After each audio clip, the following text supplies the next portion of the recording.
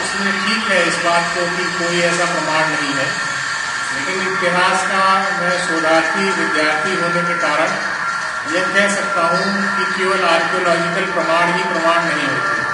प्रमाण इतिहास के बहुत तरह से होते हैं, जिसको मैंने पुष्पक विराम के संदर्भ में, भाषा के संदर्भ में लोगों के साथ शेयर करने की कोशिश की।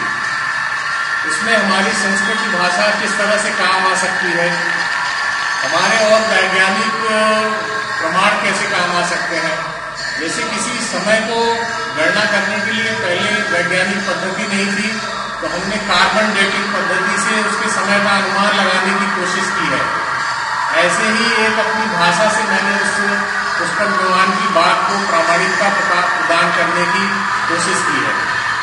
बात यह है कि हमारी जो संस्कृत भाषा है, दुनिया की किसी भाषा से ज्यादा शब्द है, उसमें 5 लाख से ऊपर शब्द है।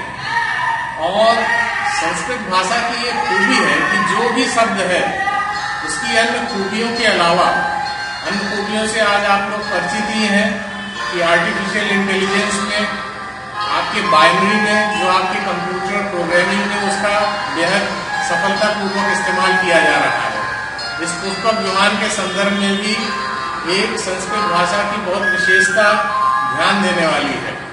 वह बात यह है कि यह संस्कृत भाषा, जिसमें एक एक शब्द जो वस्तु का हम प्रत्यक्ष दर्शन करते हैं उसके आधार पर आगे नियत होती है। तो विमान अगर था नहीं तो ये विमान का वर्णन नहीं आ सकता, उस शब्द में आ नहीं सकता। और पुष्पक को यह इसी तरह से है जैसे हम किसी प्रकार की, जैसे कार की तमाम कंपनियां हैं, उनके अपने अलग अलग नाम हैं। पुष्पक इस शब्द को इंगित करता है, लेकिन विमान निश्चित रूप से संस्कृत भाषा जो एक प्रकार की वस्तु विशेषता की भाषा है, उसके आधार पर यह कहा जा सकता है कि इसका अस्तित्व अवश्य है।